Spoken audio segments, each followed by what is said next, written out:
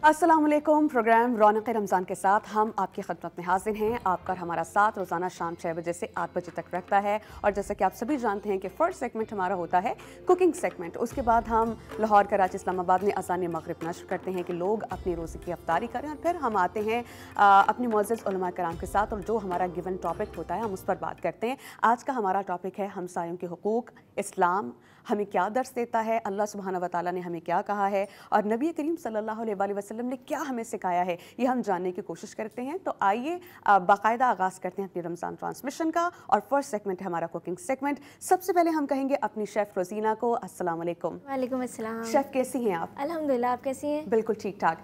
आज हम क्या रेसिपी बनाना जा रहे हैं और इसका इंतखाब हमने किस खित्ते से किया है, ये आप जान पाएंगे segment Aftar around the world में।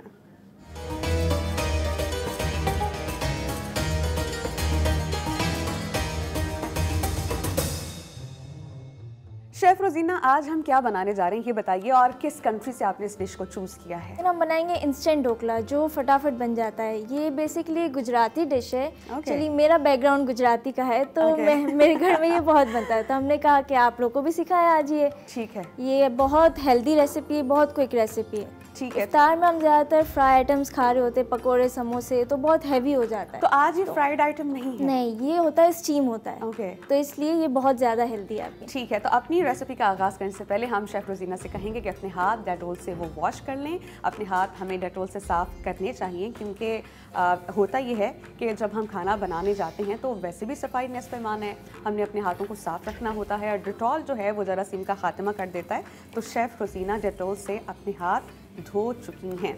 डेटॉल ने अपनी नई प्रोडक्ट हमें इंट्रोड्यूस कराई है, that is Dettol skin care. इसका फार्मूला स्किन को सॉफ्ट, मॉइस्चराइज्ड रखता है और अच्छी खुशबू देता है। और इसका स्लोगन है, इसी से आप सबको पता चल जाना चाहिए कि इसका स्लोगन है beautiful skin is germ free skin. आपके हाथ साफ होंगे तो आपके चेहरे की स्किन भी साफ होगी, चेहरे की स्किन साफ होगी तो एक्नीज होंगे नहीं। तो हम अपने हाथ धो चुके हैं, और अब हम शेफ़ रोज़ीना से कहते हैं कि हमें आज की जो हमारी रेसिपी है उसके इंग्रेडिएंट्स बताएं कि क्या क्या हमें इसके लिए चाहिए होगा ढोकला के लिए।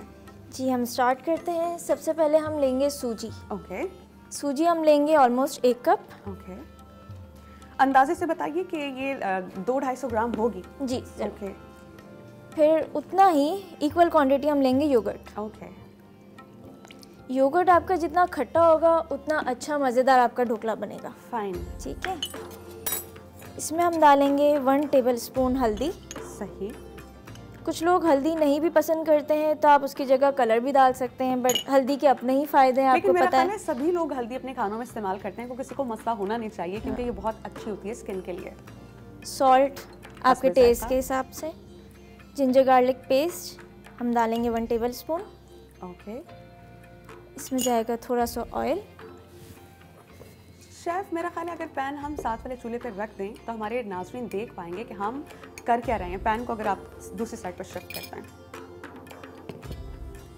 क्योंकि कैमरे की रेंज में तमाम इंग्रेडिएंट्स को लाना और अपने व्यूअर्स को दिखाना इज़ वेरी इंपॉर्टेंट, ताकि वो देख सकें कि कौन सा इंग्रेडिएंट हम ऐड कर रहे हैं। अभी हमने लहसुन गार्लिक का पेस्ट डाला है 1 टेबलस्पून, राइट? यस। ओके। अब हम डाल रहे हैं धनिया जीरा पाउडर।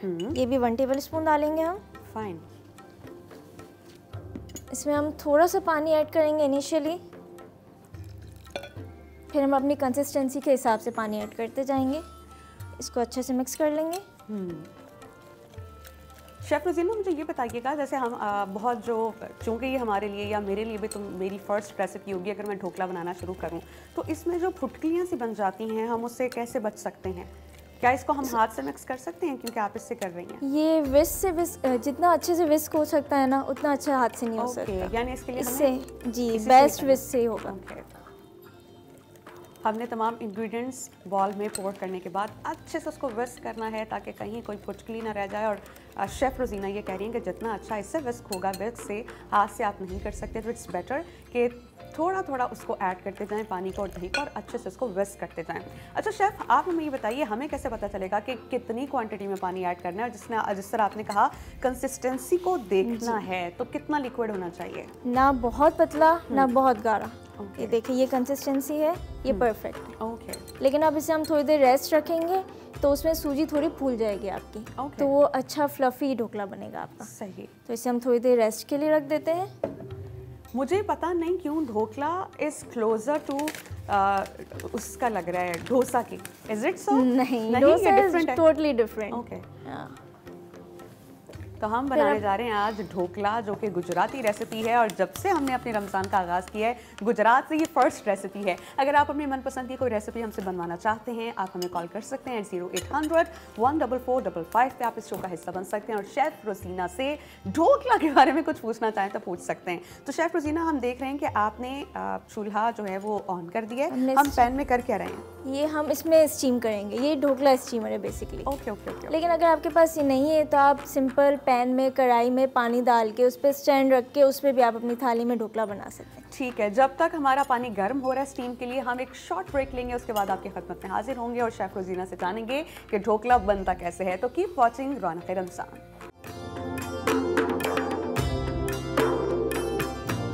आज हम बनाने जा रहे हैं ढोकला और ये रेसिपी है गुजरात से और हमारे साथ मौजूद है शेफ़ रोजीना। उनसे जानते हैं शेफ़, हमने जो सारी अपनी प्यूरी थी वो रेडी करके रख ली है, अब हम क्या करने जा रहे हैं? ठीक है, अभी हमारा रेस्ट हो रहा है बैटर, तो हम जब तक बनाते हैं अपनी रेड चटनी। ठीक है, इसमें हम डालेंगे धनिया जीरा powder almost 3 tablespoon, red chilli powder 1 tablespoon, ginger garlic paste ½ teaspoon और सॉल्ट टू टेस्ट। ठीक है, हल्का सा इसमें पानी डालेंगे ताकि सब आपस में कंबाइन हो जाए। सही। और इसके साथ ये क्या स्पेसिफिक चटनी ही चलती है? जी, ये इसकी स्पेसिफिक चटनी है, ये इसके अंदर भी जाएगी और इसके साथ भी चलेगी। ओके। अब ये हमारे ढोकले के स्पेशल पैन है, इसको हम ग्रीस कर लेते हैं ऑयल से।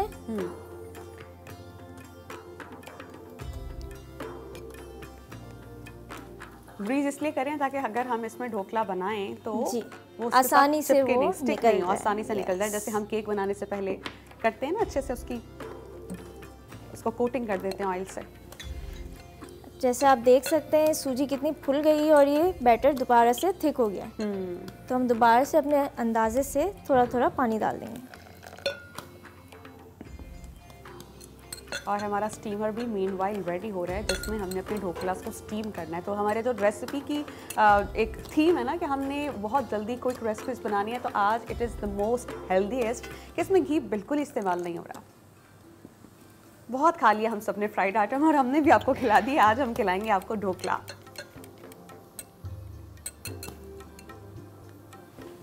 और हमने इसको अच्छे से पैन्स को ग्रीस कर लिया और ये रेडी है इसमें पोर करने के लिए, राइट? यस।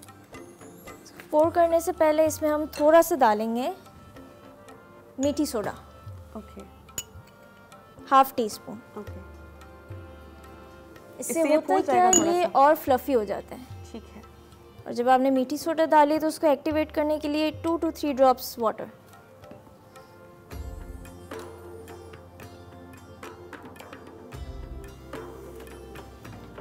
और ये डालने के बाद आपको इसे 1 डायरेक्शन में मिक्स करना है। ओके। ओवर मिक्स नहीं करना, बस इसे हल्के हल्के फोल्ड कर देना। हाँ, मैं यही देख रही हूँ, आपने एक नॉर्मली लोग कहते हैं कि आपने इसको मिक्स करना है, लेकिन आपने कहा 1 डायरेक्शन में मिक्स करना है और बहुत आहिस्ता से करना है और ताकि इसके एयर बबल्स ना निकले। ओके। मेरा ख्याल है हम स्टार्ट कर दें। पोर करके हम अपने नाज़रीन को दिखा देते हैं कि हम इसके ढोकला पैन्स कहेंगे इससे। जी, ढोकला स्टीमर कह सकते हैं आप। हाँ, ढोकला स्टीमर में हम इसको पोर कर रहे हैं और उसके बाद जो हमारा स्टीम का जो पानी है बिल्कुल उबल चुका है। इसको रखते हैं मुझे लगता है बहुत अच्छे से स्टीम हो जाएगा, तो आपको दिखा देते हैं कि how we will do that.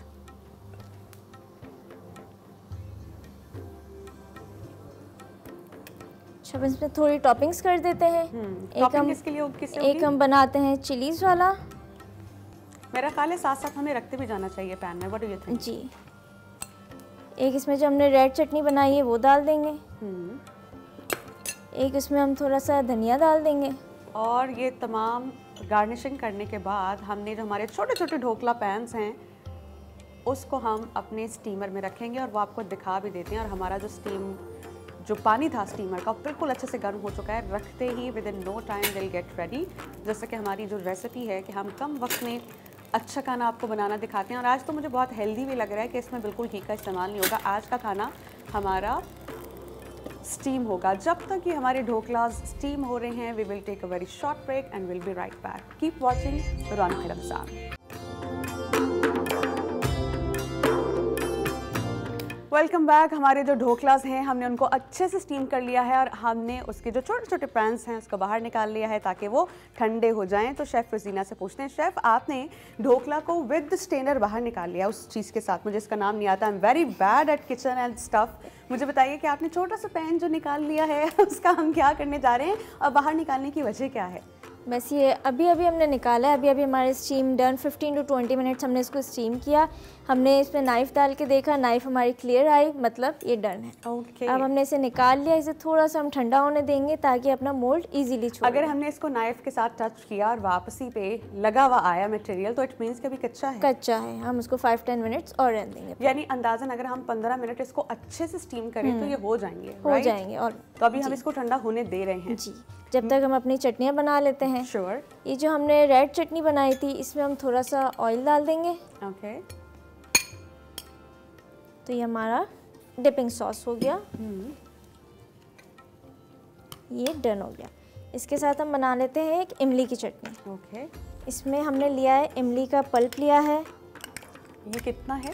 ये 8 to 10 इमली ली हमने, उसको अच्छे से भिगोया, पहले उसको सीडलेस करके ब्लेंड करके उसको स्ट्रेन कर दिया। Okay fine. तो हमारे पास ये पल्प है। इसमें हम शुगर डालेंगे 1 टेबल स्पून। ओके। और red chilli powder 1 tablespoon. Tablespoon ज़्यादा नहीं हो 1 जाएगा? या हाफ, देखिए आपके प्रेफरेंस पे है, आपको ज़्यादा तीखा पसंद है। हम इंग्रेडिएंट कार्ड डिस्प्ले कर रहे हैं। सूजी ले लें 1 कप, दही 1 कप, ऑयल 20 ग्राम्स, हल्दी लेंगे 1 टेबलस्पून और नमक लेंगे हस्बे ज़ायक़ा। इन तमाम अज्जा को we will pour into the bowl. इसको अच्छे से मिक्स करेंगे। साथ ही साथ हम ऐड कर लेंगे लहसुन अदरक का पेस्ट और इसके अलावा हम उसमें दही डालेंगे। इन तमाम चीज़ों को हम अच्छे से मिक्स करने के बाद इसको छोड़ देंगे 10 से 15 मिनट। और जब हम देखेंगे कि सूजी थोड़ी सी फूल गई है तो हम फिर थोड़ा सा और पानी ऐड करेंगे और रखेंगे मज़ीद 10 मिनट और उसके बाद हम से छोटे से जो स्टीमर के पैन्स हैं या बॉल्स हैं उनमें उनको ग्रीस करने के बाद ऑयल के बाद जो हमने अपना बैटर तैयार किया था वो डाल के 15 मिनट पकाएंगे तो हमारे आज के जो ढोकलास हैं, गुजराती डिश है, ये तैयार हो जाएंगे। तो हम उनको ठंडा कर रहे हैं क्योंकि जितना ठंडा होगा उतनी आसानी से अच्छा तरीके से उसमें से निकल भी आएगा। तो हम अपनी चटनियाँ रेडी कर रहे हैं। इमली की चटनी एक बार फिर इनसे पूछ लेते हैं कि उसके इंग्रेडिएंट्स क्या थे और कैसे बनाई है इन्होंने। इमली की चटनी में हमने डाला इमली का pulp, sugar, red chilli powder, Kashmiri chilli powder, थोड़ा सा garlic powder and salt. Okay. ये आ गई हमारी दोनों चटनियाँ। अब हम अपने ढोकले भी निकाल लेते हैं इसमें से। और ढोकले को निकालने का जो तरीका है वो आप गौर से देख लीजिए। ये बिल्कुल ऐसे ही है जैसे आप छोटे छोटे से पैनकेक्स निकाल रहे हैं।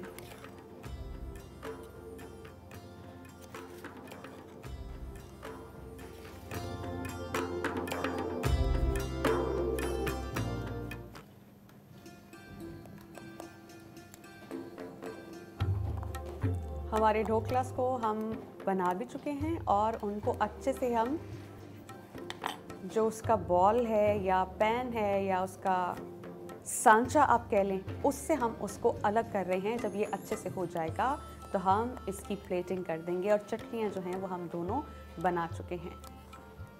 हमारे ढोकलास तकरीबन रेडी हैं एंड विल आस्क के शेफ़ जैसे भी हैं आप इनको निकाल के प्लेटिंग स्टार्ट कर दें और दिखाते जाएं हमारे देखने वालों को कि ढोकलास।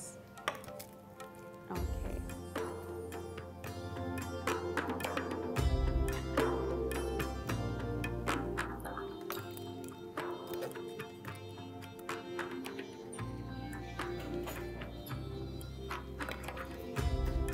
हम अपने ढोकलास बना रहे हैं और इनकी हमने जो मैरिनेशन है वो डिफरेंट तरीके से की थी। किसी में हमने वो चटनी ऐड की, किसी में हमने अनियंस ऐड किए, किसी में हमने हरी मिर्च। मेरा ख्याल अनियन हमने नहीं किए ना? नहीं, अनियन ऐड नहीं होते इसमें। ग्रीन चिली आप कर भी सकते हैं, आपके ऊपर डिपेंड है, आप वेरिएशन कर सकते हैं। लेकिन जो बेसिकली इसमें जाता है वो coriander, green chilli, red chilli and पुदीना। सही। तो ये हमारे तैयार हो गया। मुझे एक बार फिर बता दें कि इसको कितनी देर रखना है और इसकी ब्लेंडिंग किस तरह से करनी है, क्योंकि मैंने बहुत से लोगों को देखा है। अच्छा मैं तो खैर मैंने डोसा का जिक्र करूँगी क्योंकि मैंने ढोकला कभी बनते देखा नहीं, डोसा बनते देखा है। तो डोसा इससे कितना डिफरेंट है और इसकी क्या ट्रिक है उसको बनाने के लिए कि अच्छे से बन जाए और ख़राब ना हो। और हमारे तमाम देखने वालों को जिन्होंने अभी अभी हमें ट्यून इन किया है उनके देखने के लिए यू हैव टू टेल कि हमने आज ढोकला बनाए कैसे हैं। ढोकला बहुत इजी डिश है। आपको इसके लिए चाहिए सूजी, योगर्ट, सब आपको एक साथ मिक्स कर देंगे, हल्दी, थोड़ा सा chilli powder if you want, ginger garlic paste, salt to taste, oil and हल्का सा वाटर। इन सबको आपने मिक्स करके इसे रेस्ट करना है फॉर 10 मिनट्स। देन 10 मिनट्स बाद आप इसकी कंसिस्टेंसी चेक करेंगे। अगर वो बहुत ज़्यादा थिक हो गया, क्योंकि सूजी फूलती है, तो उसमें आप थोड़ा सा पानी और ऐड करके उसे थोड़ा सा पतला, बहुत ज़्यादा पतला नहीं करेंगे, थोड़ा सा पतला कर देंगे। और अगर किसी से ज़्यादा पतला हो गया तो ख़राब होने के चांसेस हैं, बनेगा? बिल्कुल है, बिल्कुल है। लेकिन उसमें भी आप ये है कि थोड़ी सूजी और ऐड कर दें, थोड़ा उसको और रेस्ट दे दें, ठीक है। फिर इन दी एंड जब आप इसको, पैन आपका स्टीम हो चुका है, आपने ग्रीस कर लिए हैं अपने सारे पैन, उसमें थोड़ा सा बेकिंग सोडा डाल के उसको एक्टिवेट करने के लिए उसे 2 to 3 ड्रॉप्स वाटर डालेंगे आप उसमें। एक्टिवेट हो जाएगा, उसको जेंटली फोल्ड करके आप उसको अपने पैन में निकाल के स्टीमर में हाई फ्लेम पे डाल देंगे 15 to 20 मिनट्स के लिए। और उसके बाद हमारे ढोकला रेडी। और जो आपने चटनी बनाई है जी, उसके लिए हम आपको थैंक यू कहेंगे, क्योंकि यहाँ पे इस फ्लोर पे तमाम लोगों को चटनियाँ बहुत पसंद है। Thank you so much chef Rozina, आपने बहुत अच्छी डिफरेंट रेसिपी हमें बनाने दिखाई। और अच्छी बात इसकी ये है कि ये ऑयल फ्री रेसिपी थी, ये स्टीम होगी बिल्कुल वैसे जैसे मोमोज होते हैं। तो शेफ रोजीना को हम थैंक यू कहेंगे and we will take a break, जिसमें हम अजान का वक्फा लेंगे और उसके बाद हम हाजिर होंगे अपने मोअज़्ज़िज़ उलमा कराम के साथ और उनसे बात करेंगे आज के हमारे टॉपिक पर जो है हमसायों के हुकूक। तो keep watching Raunaq Ramzan. Welcome back after the break. उम्मीद है कि आप सब लोगों का रोज़ा बहुत अच्छे से इफ्तार हो चुका होगा। और आज का जो हमारा उन्वान है गुफ्तगू का वो है हमसायों के हुकूक, जहाँ इस्लाम हमें ये दर्स देता है कि हमने बनी नू इंसान की खिदमत करनी है, वालिदैन का ख्याल रखना है, बहन भाइयों का ख्याल रखना है, रिश्तेदारों अजीज़ व अकारिब। तो वहीं पर बहुत ज़्यादा हुकूक हमसायों के हैं जिसे हम बहुत आम समझते हैं और शायद बहुत से लोग शऊरी और लाशऊरी तौर पर इसको इग्नोर करते हैं। इसको इग्नोर करना बहुत बड़ा गुनाह है। वो कैसे? मैं नबी करीम सल्लल्लाहु अलैहि वसल्लम की हदीस आपकी समातों के नज़र करती हूँ कि उनके हुकूक कितने हैं, ये जानकर आप भी हैरान हो जाएंगे। नबी करीम सल्लल्लाहु अलैहि वसल्लम ने कहा कि अगर पड़ोसी तंग दस्त हो जाए तो उसे तसल्ली दो, अगर उसे खुशी हासिल हो तो उसे मुबारकबाद कहो, अगर मुसीबत पहुंचती है तो उसकी ताज़ियत करो, और खुदा न खास्ता अगर वो मर जाता है तो उसके जनाजे में शिरकत करो। और उसकी इजाज़त के बगैर, हक़ इतना दिया है कि उसकी इजाज़त के बगैर अपने घर की दीवार ऊंची ना करो, कहीं ऐसा ना हो कि उसकी हवा रुक जाए, उसको अजियत पहुँचे और उसका गुनाह तुमको मिले। और उन्होंने ये भी कहा कि अगर खाना बना रहे हो ना तो उसकी खुशबू से उसको तंगी ना पहुँचे। हाँ, ये है कि जो खाना तुमने बनाया उसे मुट्ठी भर दे दो तो ये ठीक है तुम्हारे लिए। और उन्होंने ये भी कहा कि अगर फल ख़रीद कर लाओ तो उससे यानी हमसाये को भी थोड़ा सा हदिया दे दो। और अगर आपकी इतनी इस्तिताअत नहीं है कि आप अपने घर में लाई हुई कोई चीज़ उनको दे सकते हैं तो फिर पर्दा करने का हुक्म है। अगर ऐसा ना कर सको तो उसे छुपा कर अपने घर लाओ, और पड़ोसी के बच्चों को तकलीफ़ देने के लिए तुम्हारे बच्चे फल लेकर बाहर ना जाएँ, क्योंकि दिस इज़ ह्यूमन नेचर कि जो चीज़ आपके पास है मेरे पास नहीं है तो ख्याल दिल में पहला ही आता है कि अल्लाह पाक आपने उसको ये दिया, मुझे क्यों नहीं दिया।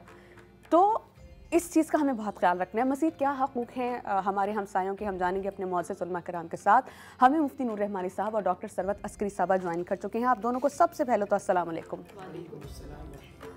मुफ्ती साहब, पहला सवाल आपसे मैं करूँगी कि पड़ोसियों के हम पर क्या हुकूक हैं, हमारा मज़हब क्या हमें तालीम देता है। मैंने सिर्फ एक हदीस पढ़ी और उसमें इतना कुछ है कि आप सोच के परेशान हो जाते हैं कि भाई ये तो मैं करता ही नहीं हूँ। रहमतुन सल्ली अला रसूलिल करीम, अम्मा बाद, फ़अऊज़ु बिल्लाहि मिनश शैतानिर रजीम, बिस्मिल्लाहिर रहमानिर रहीम। क़ाला अल्लाहु तआला फ़िल क़ुरआनिल मजीद वल फ़ुरक़ानिल हमीद वअब्दुल्लाह वला तुश्रिकू बिही शैअन वबिल वालिदैनि इहसाना वबिज़िल क़ुरबा वल यतामा वल मसाकीन वल जारि ज़िल क़ुरबा वल जारिल जुनूब। वक़ाला रसूलुल्लाह सल्लल्लाहु अलैहि वसल्लम मन काना युमिनु बिल्लाहि वल यौमिल आखिर फ़लयुकरम जारहू। सदक़ल्लाहुल अज़ीम। तमाम तारीफ़ें अल्लाह सुब्हानहु व तआला के लिए और दुरूद व सलाम अल्लाह के रसूल हम सब के आका हुज़ूर मोहम्मद मुस्तफ़ा सल्लल्लाहु अलैहि वसल्लम। सूरह निसा की मैंने आयत तिलावत की जिसमें अल्लाह शाह फरमाते हैं अल्लाह की इबादत करो, वालिदैन के साथ हुस्न सलूक से पेश आओ, यतीम व मसाकीन के साथ अच्छे सलूक से पेश आओ। फिर फरमाया जो तुम्हारे पड़ोसी हैं उनके साथ तुम्हारा रवैया तुम्हारा अंदाज बहुत ज़्यादा अच्छा होना चाहिए। एक हदीस मैंने जो आपके सामने बयान की, मन काना युमिनु बिल्लाहि वल यौमिल आखिर, जो अल्लाह उसके रसूल पर और यौम आखिरत पर यकीन रखता है, उसे चाहिए कि वो अपने पड़ोसी का इकराम करे, अपने पड़ोसी का एहतराम करे, अपने पड़ोसी के साथ अच्छे सुलूक से पेश आए। बल्कि अल्लाह के नबी सल्लल्लाहु अलैहि वसल्लम के पास एक शख्स आए, कह लेंगे या रसूल अल्लाह सल्लल्लाहु अलैहि वसल्लम, मैं समझता हूँ कि मैं अच्छा हूँ या बुरा हूँ, मुझे बताइए मुझे कैसे मालूम चले कि मैं अच्छा हूँ या बुरा हूँ। आपने फरमाया कि तुम अपने पड़ोसी से पूछो, अगर तुम्हें तुम्हारा पड़ोसी अच्छा गुमान करता है तो इसका मतलब तुम अल्लाह उसके रसूल के नज़दीक अच्छे हो, और तुम अगर अपने पड़ोसी के लिए बद हो तो तुम फिर बुरे इंसान हो। तो हमें ये देखना है कि हमारा रवैया हमारे पड़ोसियों के साथ क्या होता है। हम जितना उनके साथ अच्छे तरीके से पेश आएंगे, हम उनका ख्याल करेंगे, हम उनका एहतराम करेंगे, हम उनके साथ हुस्ने सुलूक से पेश आएंगे, ये वो बातें होती हैं जिसके बारे में अल्लाह के नबी ने फरमाया, अगर तुम चाहते हो तुम्हारे घर में रौनकें हों, बरकतें हों, ज़िंदगी में सुकून हो, फिर तुम्हें चाहिए तुम अच्छे पड़ोसी बन जाओ।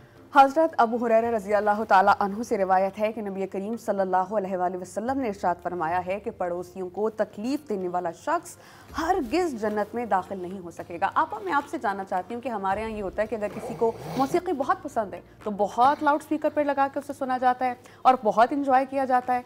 इस चीज़ का ख्याल नहीं रखा जाता कि हमारे अहले महल्ला, हो सकता है कोई बीमार हो, किसी ने दवा खाई हो, किसी के सर दर्द हो या उसके रेस्ट का टाइम हो सकता है कि वो नमाज़ भी पढ़ रहा हो सकता है वो लेट हो गया और आपने वक्त पे अदा कर लियो। हम इन तमाम चीज़ों का ख्याल रखते नहीं हैं। तो जो लोग ऐसा करते हैं तो हमारा मज़हब उनके बारे में क्या कहता है?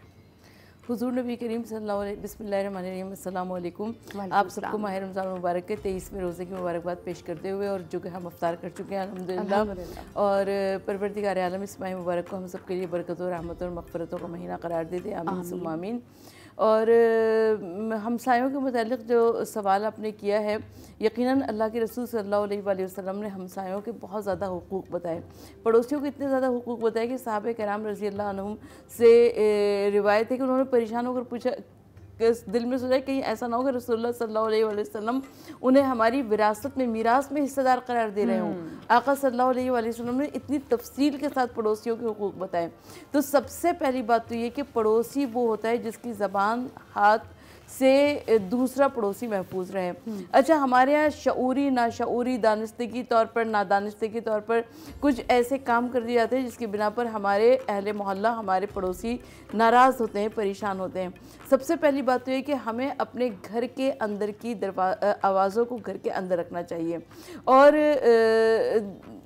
जैसा कि आपने फरमाया कि हो सकता है कुछ भी हो सकता है, आप अपने म्यूज़िक की आवाज़ जा रही है या लाउड स्पीकर की आवाज़ जा रही है या कुछ भी हो रहा है, हो सकता है कि उस घर में कोई बीमार भी हो सकता है कि उस घर में कोई पढ़ रहा हो बच्चा, हो सकता है कि कोई हार्ट पेशेंट हो। मुझे याद है कि मेरे वालिद ऐन शब बरात के दिन उनको हार्ट अटैक हुआ था, तो वो वहाँ से डिस्चार्ज होकर आ रहे थे। तो मुझे इतनी फ़िक्र थी कि कहीं ऐसा ना हो कि वो मोहल्ले में बम पटाखे फूटने की आवाज़ बहुत ज़्यादा होती है, तो कहीं ऐसा ना हो कि उनके दिल पर कोई असर हो। तो हमें बीमारों का ख्याल रखना चाहिए। अगर अपने ऊपर गुजरती है तो फिर दूसरे के ऊपर भी तो वैसे ही गुजरती होगी। तो सबसे पहली बात तो ये कि हम सबको बीमारों का ख्याल रखना चाहिए और उनकी मजबूरियों का ख्याल रखना चाहिए, बिल्कुल वैसे ही जैसे कि हम अपनी मजबूरियों के बारे में आपने कहा अपनी मजबूरियों की तरह और अपनी बीमारियों की तरह कि खुदा ना खास्ता अल्लाह पाक किसी को बीमारी दे, लेकिन आती है तो तभी पता चलता है। इससे पहले कि अगर आप मजबूर नहीं हैं, लाचार नहीं हैं, बीमारी नहीं है, आपको तब तक किसी की तकलीफ का इदराक ही नहीं होगा। यानी if I am fully filled up, अगर मैंने खाना खाया हुआ तो मुझे नहीं एहसास होगा अगला बंदा भूखा है। तो हमें इस चीज़ का भी ख्याल रखना है। मुफ्ती साहब, आप हमें बताइएगा कि पड़ोसियों की कितनी इक़साम हैं और हमारा मज़हब उनके साथ ट्रीट करने का हमें क्या हुक्म देता है? बिस्मिल्लाहिर्रहमानिर्रहीम। 3 इक़साम अल्लाह के नबी सल्लल्लाहु अलैहि वसल्लम ने इरशाद फरमाया। एक वो पड़ोसी जो तुम्हारा रिश्तेदार है, एक वो पड़ोसी जो तुम्हारा पड़ोसी है, और एक वो पड़ोसी जो तुम्हारा पड़ोसी ज़रूर है मगर वो इस्लाम में दाखिल नहीं है, वो गैर मुस्लिम है। अल्लाह के नबी ने फरमाया कि जो तुम्हारा रिश्तेदार पड़ोसी है तो तुम पर पड़ोसी के साथ साथ उसके रिश्तेदारी का भी हक़ है, इस्लाम का भी हक़ है और पड़ोसी होने का भी हक़ है। तो वो ज़्यादा हक़दार है। 3 हुकूक़ उसके अंदर है। अब वो पड़ोसी जो सिर्फ पड़ोसी है, तो अल्लाह के नबी ने फरमाया पड़ोसी होने का हक़ है और इस्लाम, क्योंकि मुसलमान है, उसका इकराम और एहतराम करने का हक़ है। 2 हक़ है। एक वो शख्स के जो गैर मुस्लिम है। अब यहाँ मिसाल देता हूँ। नबी पाक सल्लल्लाहु अलैहि वसल्लम से रिवायत की जाती है कि आपने एक बकरी को ज़िबा फरमाया, और फिर आपने फरमाया फ़लाँ साहबी को कि ये बांटो, फरमाया वो मेरे घर से दूर जो एक यहूदी रहता है उसको भी अता करो। तो इस्लाम वो दीन है कि जो तमाम पड़ोसियों को हुकूक अता फरमाता है। अब यहाँ एक चीज़ और भी ज़हन में रखिएगा कि पड़ोसी जो आपके बिल्कुल गेट के बिल्कुल बराबर वाला जो गेट का जो गेट मिलता हो वो आपका ज़्यादा हकदार हो। हम आयशा से पूछा कि या रसूल सल्लम मैं किस पड़ोसी को सबसे पहले अता करूँ? तो अल्लाह के नबी सल्लल्लाहु अलैहि वसल्लम ने इरशाद फरमाया कि जिसका गेट तुम्हारे गेट से ज़्यादा करीब हो तो उसको अता करना। इस्लाम के मुताबिक और शरीयत के मुताबिक 40 घर तक जो है वो आपके पड़ोसी हैं दाएँ तरफ। इसी तरह बाएँ जो है वो 40 घर आपके पड़ोसी। यानी शरीयत ये चाहती है कि जिस सोसाइटी में या आप कम्युनिटी में आप रहते हैं तमाम लोगों को अपना समझ कर रहे हैं। बिल्कुल। आप जब इस मोहब्बत, इखलास और प्यार के साथ रहेंगे तो एक मोहब्बत खुलूस का रिश्ता होगा, और जब खुलूस और मोहब्बत का रिश्ता होगा तो वहाँ उम्रें भी ज़्यादा होती हैं, वहाँ मोहब्बत भी होती है। हम यहाँ देखते हैं जहाँ नेगेटिविटी हो, जहाँ खिंचाव बहुत ज़्यादा हो, जहाँ हक तलफी हो, तो वहाँ रहने में लोग इंसान तंग हो रहे होते हैं। इस्लाम वो दीन है और इस्लाम वो चाहता है कि आप जितना अता करेंगे और बिलखुसूस अपने पड़ोसियों को अता फरमाएंगे, अल्लाह ताला आपकी रिज़्क़ में फरावानी अता फरमाएगा। बिल्कुल, जैसा कि मुफ्ती साहब ने कहा कि हमसाया वो है जो 40 घर दाएं तरफ हों, 40 घर बाएं तरफ हों। तो हमें इस चीज़ का ख्याल ज़रूर रखना है कि हमारी हमसायगी में कौन कौन से लोग आते हैं। नबी करीम सल्लल्लाहु अलैहि वसल्लम ने फरमाया है कि किसी महल्ले के लोगों में अल्लाह सुब्हानहू व तआला के नज़दीक सबसे अफजल और सबसे बेहतर वो शख्स है जो अपने पड़ोसियों के हक़ में बेहतर हो। तो हमारा मज़हब पड़ोसियों के बारे में हमें क्या सिखाता है, ये मज़ीद जानेंगे एक ब्रेक के बाद। देखते रहिए रौनक रमज़ान।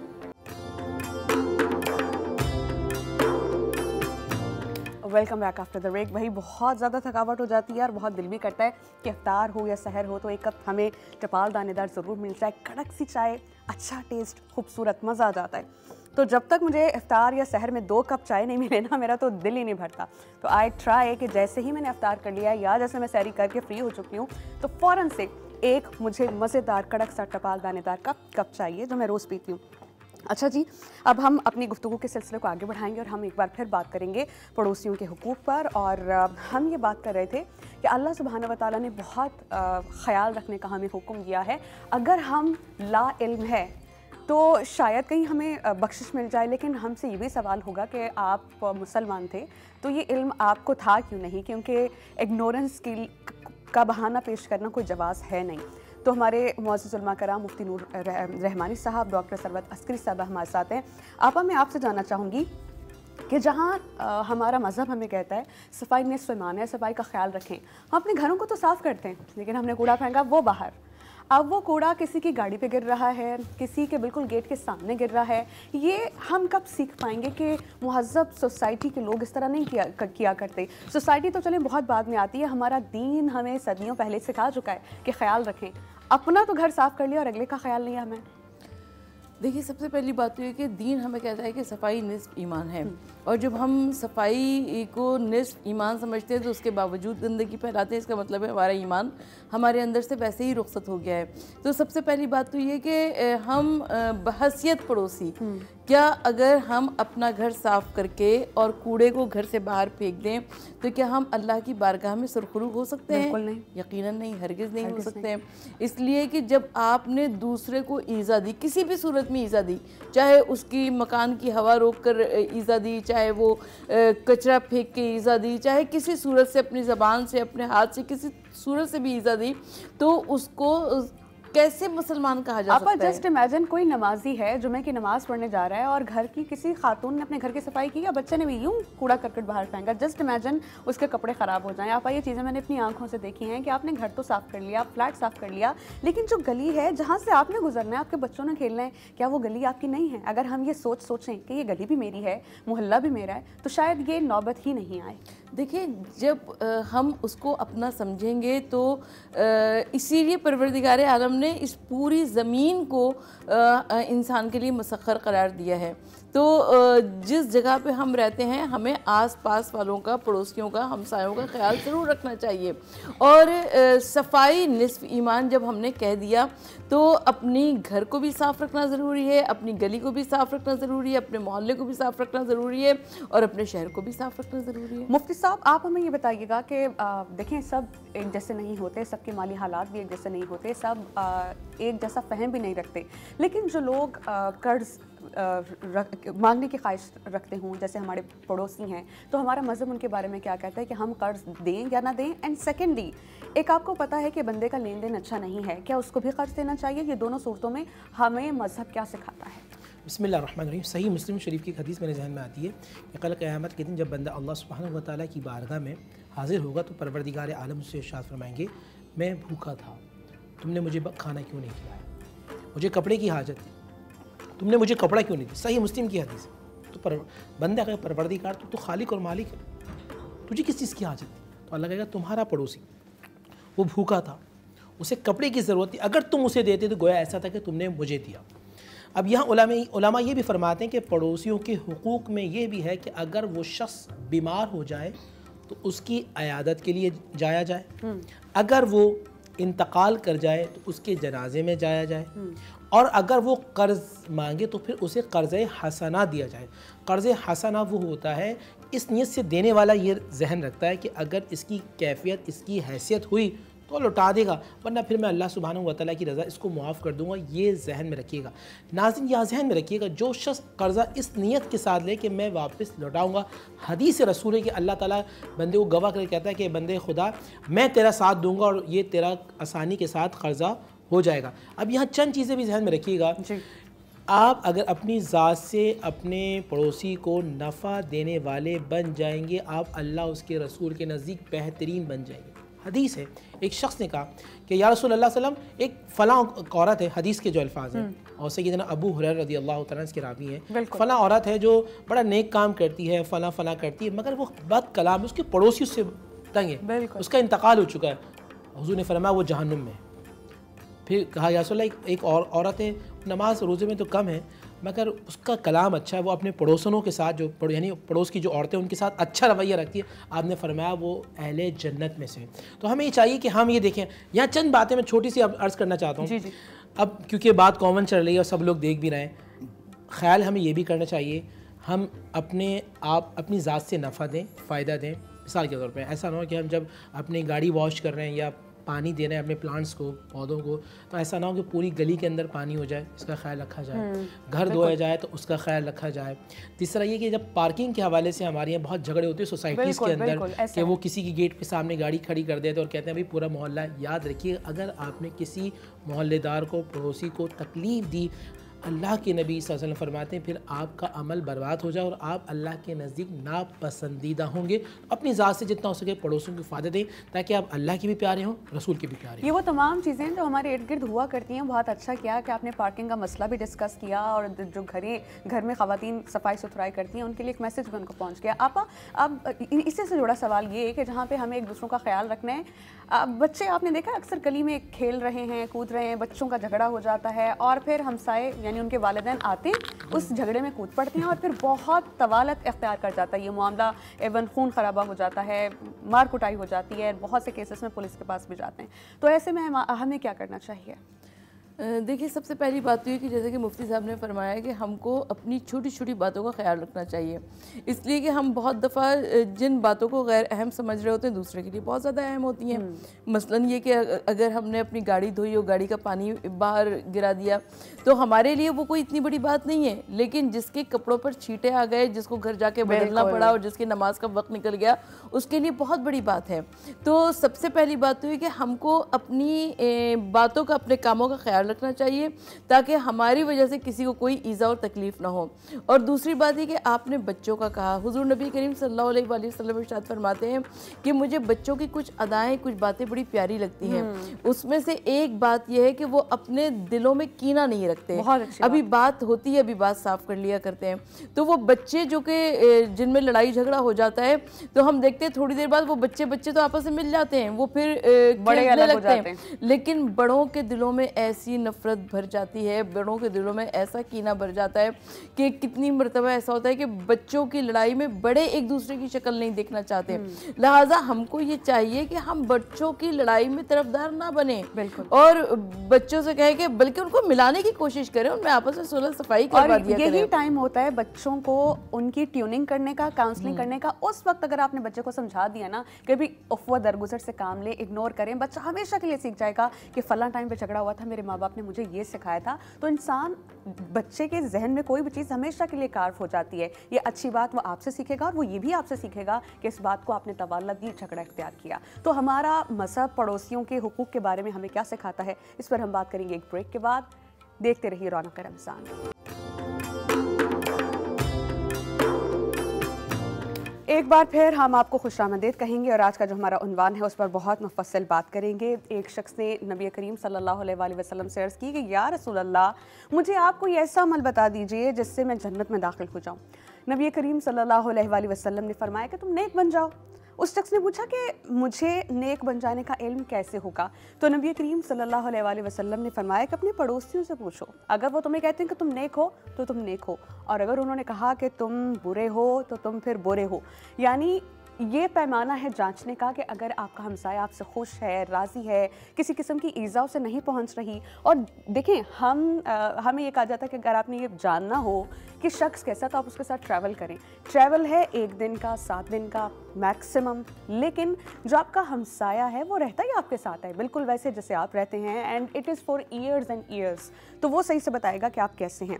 हमारे साथ हमारे मुअज़्ज़ज़ उलमा कराम हैं, मुफ्ती नूर रहमानी साहब, डॉक्टर सरवत अस्करी साहिबा भी। बात करेंगे मुफ्ती साहब से। मुफ्ती साहब, नबी करीम सल्लल्लाहु अलैहि वसल्लम ने कहा है कि अपने पड़ोसी का ऐसे एहतराम करो जैसे अपने वालिदैन का करते हो। इसमें हमारे लिए क्या मैसेज है? बिस्मिल्लाहिर्रहमानिर्रहीम। क़ाल रसूलुल्लाह सल्लल्लाहु अलैहि वसल्लम, आका करीम ने फरमाया कि आदमी की खुशबख्ती यह है, मिन सआदतिल मर्ई, आदमी की खुशबख्त नेक बख्त यह है कि उसका जो पड़ोसी है वो सालेह हो, नेक हो। तो जिसका पड़ोसी नेक हो वो अल्लाह के नबी सल्लल्लाहु अलैहि वसल्लम ने फरमाया कि वो खुश नसीब इंसान है। फिर हुजूर ने फरमाया, सही इब्न हब्बान की हदीस है, इमाम हब्बान इस हदीस को लेके आए कि जब तुम अपने पड़ोसियों से मिलो तो जो तुम अपने वालिदैन का एहतराम करते हो, तो जो पड़ोसी के जो बुज़ुर्ग हैं, वो मर्द हो या ख़वातीन हो, तुम उनका एहतराम करो, ये तुम पर लाजिम है। और फिर ये भी हदीस रसूल सल्लल्लाहु अलैहि वसल्लम है कि तुम्हारे पड़ोसी का खेलता हुआ बच्चा तुम्हारे सामने आ जाए तो तुम्हारे पास जो कुछ भी है उसे खाने के लिए अता करो, ताकि बच्चों में और बड़ों में मोहब्बत और मवद्दत हो जाए। बेसिकली अल्लाह के नबी सल्लल्लाहु अलैहि वसल्लम एक वो मुआशरा तश्कील देना चाहते हैं जहाँ आपस में एक दूसरे का एहतराम हो, जहाँ मोहब्बत हो, जहाँ खुलूस हो, जहाँ भाईचारा हो, और जहाँ एक दूसरे का लोग ख्याल रखें। हमारे यहाँ सॉरी टू से हमारे यहाँ एक कैलिबर स्टैंडर्ड का एक ऐसा मामला आता है। हम ये चाहते हैं कि भाई हम अपनी ज़िंदगी में मस्त रहें, पड़ोसी कौन है मुझे इससे लेना देना नहीं, मैं बस चाहता हूँ कि मैं आऊँ जाऊँ, मैं आज़ाद हूँ। बिल्कुल आप आज़ाद हैं, मगर कुछ हुकूक अल्लाह ताला ने आप पर वाजिब किए, आपको रखना है। हुकूक कहते हैं नाज़रीन ज़िम्मेदारी। अल्लाह ताला ने आप पे ज़िम्मेदारी डाली है कि आपके पड़ोसी किस हालत के अंदर हैं, ये आपको जानना ज़रूरी है। अगर वो फाक़े में है, जैसे हमने रिपोर्ट देखा, ये एक न्यूज़ चैनल है, हमने इन्हीं पाकिस्तान और कराची में देखा कि 5 बच्चों के बाप ने इसलिए खुदकुशी कर ली, बच्चों समेत, बच्चों को जहर पिलाया और ख़ुदकुशी अपने आप को फांसी पर चढ़ा दिया कि उसके घर में 3 से 4 दिन में कुछ खाने को नहीं था, बच्चे भूख से बिलख रहे थे। अगर खुदा न खास्ता हमारे पड़ोस में भी ऐसा होगा, कल क़यामत के दिन अल्लाह हमारी पकड़ करेगा। याद रखिएगा, नबी की हदीस के मुताबिक बदतरीन लोग वो होंगे क़यामत के दिन कि जो अपने पड़ोसियों को भूल जाएंगे। ये हुजूर की हदीस है कि क़यामत से करीब तर लोग अपने पड़ोसियों को भूलना शुरू हो जाएंगे। तो माज़अल्लाह हमें ही देखना, हम उन बदबख्तों में तो शामिल नहीं कि हम ये समझते हैं कि हमारा कैलिबर, हमारा स्टैंडर्ड बहुत हाई है। आपका कैलिबर कितना भी स्टैंडर्ड हाई हो, मगर आप नबी अलैहिस्सलाम की उम्मती हैं, आप उनके तरीक़े पे चलेंगे, आपका स्टैंडर्ड अल्लाह के नज़दीक बुलंद होता है। सुभान अल्लाह। आपा, नबूद व नुमाइश से बचने का हमारा मज़हब हमें हुक्म देता है, हम किस तरह से बचें? क्योंकि हमने ख्याल अपनी हमसायगी का भी रखना है, अजीज़ व अकारिब का भी रखना है, भाइयों ने और बहनों में आपस में भी रखना है। तो पर्दा करने का, अपनी नेमतों का हुक्म हमें क्यों है, ये भी हमें बता दें। देखिए, सबसे पहली बात तो ये है कि मौलाए कायनात हज़रत अली इब्न अबी तालिब अलैहिस्सलाम इरशाद फरमाते हैं कि जब भी अपना घर लेने का इरादा करो, पहले अपने हमसायों के मुतालिक तहक़ीक़ात कर लो, मालूमात कर लो कि वो कैसे हमसाए हैं। अगर अच्छे लोग हैं तो तुम वहाँ पे घर लो, और अगर अच्छे लोग नहीं हैं तो तुम वहाँ पे घर मत ख़रीदो। तो सबसे पहली बात तो ये कि हमें अपने हमसायों के मुतालिक देखना चाहिए कि वो अच्छे लोग हैं या नहीं हैं। और दूसरी बात ये कि आपने नमूद व नुमाइश के मुतालिक सवाल पूछा, तो नमूद व नुमाइश किसी सूरत से, दिखावा किसी सूरत से इस्लाम में काबिल कबूल नहीं है। और यही वजह है कि खाना खुदा, खाना काबा को भी अल्लाह ताला ने ग़िलाफ़ से ढांप रखा है, कुरान मजीद को भी जुज़दान में लपेट रखा है। तो सबसे पहली बात ये कि दिखावा और नमूद नुमाइश किसी सूरत से भी इस्लाम में काबिल कबूल और बेहतरीन नहीं है। लेकिन हम ये देखते हैं कि हम बहुत सारी मरतबा अपनी नमूद और नुमाइश से हमसायों को तकलीफ़ देते हैं। और आजकल तो सोशल मीडिया का दौर है, फेसबुक का दौर है, तो मैं देखती हूँ कि किसी ने कहीं एक कप कॉफ़ी पी, उसकी भी तस्वीर खींचकर फेसबुक पे डाल दी, किसी ने अच्छा खाना खाया, उसकी भी तस्वीर खींच के फेसबुक पे डाल दी। तो सबसे पहली बात तो ये कि हमको नमूद और नुमाइश और दिखावे से गुरेज करना चाहिए। हमें नमूद और नुमाइश और दिखावे से गुरेज करना है कि कहीं हमारे पड़ोसी की या देखने वाले की या किसी भी शख्स की जो ज़रूरतमंद है उसकी दिल आज़ारी ना हो। और हमें हमारा मज़हब क्या सिखाता है ये जानेंगे ब्रेक के बाद। नबी करीम सल्लल्लाहु अलैहि वसल्लम ने फरमाया कि जिसने अपने पड़ोसी को तकलीफ़ दी, बेशक उसने मुझे तकलीफ़ दी, जिसने मुझे तकलीफ़ दी उसने अल्लाह अज़्ज़ वजल को तकलीफ़ दी। फिर एक जगह और है कि जिसने अपने पड़ोसी से झगड़ा किया तो उसने मुझसे झगड़ा किया, और जिसने मुझसे झगड़ा किया उसने अल्लाह सुब्हानहू व तआला से झगड़ा किया। तो आप यहाँ से समझ रहे हैं कि कितनी इंपॉर्टेंस है। हम समझते हैं कि शायद अपने अम्मी अबू को देखना, बहन भाइयों को ख्याल रखना, बस रिश्तेदारों को देख लो, कोई ज़रूरतमंद है, शायद यही हमारी ज़िम्मेदारी है। ज़िम्मेदारी इससे कहीं ज़्यादा बढ़कर है। सिर्फ हमें फ़हम नहीं है, हमें नॉलेज नहीं है, और इग्नोरेंस का कोई बहाना नहीं चलेगा रोज़ आखिरत। हमारे साथ हमारे मोअज़्ज़ज़ उलमा कराम हैं, इस पर उनसे बात करेंगे। मुफ्ती साहब, I have a lot of questions, लेकिन मुझे ये कहा जा रहा है कि हमारे पास वक्त की किल्लत है, तो हम आपसे उसी तरह सवाल करेंगे। मैं आपसे ये जानना चाह रही हूँ कि अगर कोई पड़ोसी मेहमान आ जाएं तो उनकी मेहमान नवाज़ी कैसे की जाए। और जैसे कि आपने कहा कि हमसायों को हदिया भी दिया जाना चाहिए, ये भी हदीस में है। लेकिन अगर कोई आपके हदिये को हक़ीर समझे तो हमारा मज़हब क्या कहता है, और ना सिर्फ हक़ीर समझे बल्कि मजाक भी उड़ाया जाए और इन द गैदरिंग। बिस्मिल्लाहिर्रहमानिर्रहीम। देखिए, आपके पास जो कुछ हो वो आप अपने मेहमान के सामने, वो पड़ोसी हो कोई भी हो, जो आपकी हैसियत हो वो आप अपने मेहमान के सामने पेश कर दें। ये शरीयत का मंशा है, शरीयत ये चाहती है। ऐसा नहीं होना चाहिए। हमारे यहाँ एक बहुत ज़्यादा एहतमाम कर लिया जाता है जो अपने नफ्स पे भारी होता है या कर्ज़ा लेके किया जाता है। शरीयत इस चीज़ को पसंद नहीं करती। जो आपकी हैसियत है वो आप अपनी तरफ से तोहफ़ा भी दें, रिएक्शन के तौर पे। जिस तरह मेरी बहन ने सवाल किया, वो मजाक उड़ाएं, वो आपको बुरा भला कहें या आपका तोहफ़ा नापसंद करें। एक हदीस के अंदर है, नबी साहब ने फरमाया, मुसलमान का हक़ ये है कि मुसलमान किसी को दावत दे या तोहफ़ा दे तो दूसरे मुसलमान को चाहिए वो उसको कबूल कर ले। अब इसका उलट ये होगी कि अगर वो कबूल नहीं करता तो वो मुसलमान उस दर्जे का मुसलमान और मोमिन नहीं है। एक और हदीस के अंदर है कि अगर कोई किसी पड़ोसी किसी को तकलीफ़ देता है, नबी अलैहिस्सलाम ने इरशाद फरमाया कि वो बंदा सब्र करे, और सब्र करे यहाँ तक कि वो उस दुनिया से चले जाए, तो अल्लाह सुब्हानहू व तआला उसको अपनी बारगाह में बहुत ज़्यादा इनाम व इकराम अता करेंगे। अब आज का ये मैसेज है, आपसे जितना हो सकता है आप अच्छे बनते रहें, अच्छा करते रहें। कल क़यामत के दिन अल्लाह ताला आपके साथ बहुत अच्छा करेगा। आपा, अक्सर हमने देखा है कि आपस में हमसाए ही, ख़वातीन ही, कोई गैदरिंग है, कोई महफिल है, कोई पढ़ने पढ़ाने का सिलसिला है, बैठ तो जाती हैं लेकिन उस नेक अमल से फ्री होके उनका अव्वलीन मशगला होता है टू डिस्कस अदर थिंग्स। ख़वातीन ही के बारे में बात करते हैं, ऐब-जोई करते हैं। हमारा मज़हब क्या कहता है इस बारे में? देखिए, मज़हब इसकी बहुत ज़्यादा मज़म्मत करता है, इसलिए कि सबसे बड़ी बात है कि ग़ीबत करते हैं। अब जब ग़ीबत करते हैं, आप एक जुमला दो, ग़ीबत नहीं होती, ग़ीबत इंटरनेशनल कॉन्फ्रेंस। अब ग़ीबत इंटरनेशनल कॉन्फ्रेंस ही उसको कह दिया जाए। लेकिन बहरहाल जब बहुत सारी औरतें जमा होती हैं और अगर वो अहले मोहल्ला की भी हों और उनका मौजू का गुफ्तगू दीगर ख़वातीन हों तो यकीनन ये बहुत बुरा अमर है। आपा, एक तो है ग़ीबत भी कर रही हैं, उनकी गॉसिप्स भी कर रही हैं, और वो फिर हमसाए के ख़िलाफ़, यानी यहाँ पर तो दोहरा तहरा आपने गलत इक़दाम उठा लिया ना। बिल्कुल बिल्कुल। और दूसरी बात ये है कि अगर वो किसी, जैसे आपने फरमाया कि कुरान ख़ानी के लिए गई हैं, किसी मिलाद के लिए गई हैं, किसी अच्छे काम के लिए गई हैं, और आप अच्छे मकसद के लिए जाकर वहाँ पर आप गुनाह कमा रहे थे, इससे बड़ी बुराई क्या हो सकती है? आपा, सारा नेक अमल उन्होंने ज़ाया कर दिया, सारा नेक अमल ज़ाया कर दिया। हकीकत है, नबी करीम सल्लल्लाहु अलैहि वसल्लम ने फरमाया है कि अगर तुम्हारा हमसाया तुमसे मदद तलब करता है तो उसकी मदद करो, अगर वो मोहताज हो तो उसे अता करो। फिर उन्होंने जोर देते हुए इस बात पे कहा, क्या तुम समझ रहे हो कि मैं तुम्हें कह क्या रहा हूँ, यानी पड़ोसी का हक़ बहुत ही कम लोग अदा किया करते हैं। अब वो ये लोग कौन से हैं जिन पर अल्लाह सुब्हानहू व तआला का रहम करम होता है? मुफ्ती साहब जाते जाते मुझे ये बता दीजिए कि किसी की हेल्प करना भी ये अल्लाह पर आपकी ख़ास रहमत है। बिस्मिल्लाहिर्रहमानिर्रहीम व तआवनु अलल बिर्रि वत्तक़वा, कुरान के अंदर है कि तुम मददगार हो जाओ। जहन में रखिएगा, जो शख्स किसी के मददगार बन जाता है या मदद में लग जाता है तो अल्लाह उसके रसूल की तरफ से ये हुक्म है कि अल्लाह ताला उस बंदे की मदद में लगता है। आपसे जितना हो सकता है, जिस तरह हो सकता है, आप माली मदद नहीं कर सकते ना, आप उसको बंदे को अच्छा मशवरा दे दें। अच्छा मशवरा देना भी अकॉर्डिंग टू शरिया, according to Quran, according to सुन्ना एक बहुत बड़ा सवाब है और अल्लाह की तरफ से एक बहुत बड़ी इबादत है। तो अल्लाह ताला मुझे और आपको हर एक मुसलमान का मददगार बनाए और अल्लाह ताला हमें जुल्म, जबर और इस तरह की जो वो चीज़ें जिससे अल्लाह नाराज़ होता है, अल्लाह हमें से बचने की तौफीक अता फरमाए। आमीन। नबी करीम ने फरमाया है कि अल्लाह सुब्हानहू व तआला 3 तरह के लोगों से बहुत मोहब्बत करते हैं। अब वो सुन लें 3 लोग कौन हैं। एक उनमें से वो है जिसका बुरा पड़ोसी उसको तकलीफ़ दे रहा है लेकिन वो सब्र कर रहा है। दूसरा ये कि अल्लाह सुब्हानहू व तआला ये कहते हैं, नबी करीम ये कहते हैं, यहाँ तक कि अल्लाह अज़्ज़ व जल उसकी ज़िंदगी या मौत के ज़रिए किफ़ायत कर दे। यानी आपको अगर कोई आपके साथ बुरा भी कर रहा है तो आपको सब्र करना है, इसका सिला आपको अल्लाह सुब्हानहू व तआला देंगे। आज के हमारे रमज़ान ट्रांसमिशन का जो सिलसिला है वो ख़त्म हुआ चाहता है। इंशाअल्लाह कल एक नए टॉपिक के साथ आपकी खिदमत में हाजिर होंगे। मुझे मुफ्ती नूर रहमानी साहब को और डॉक्टर सरवत अस्करी साहबा को इजाज़त दीजिए।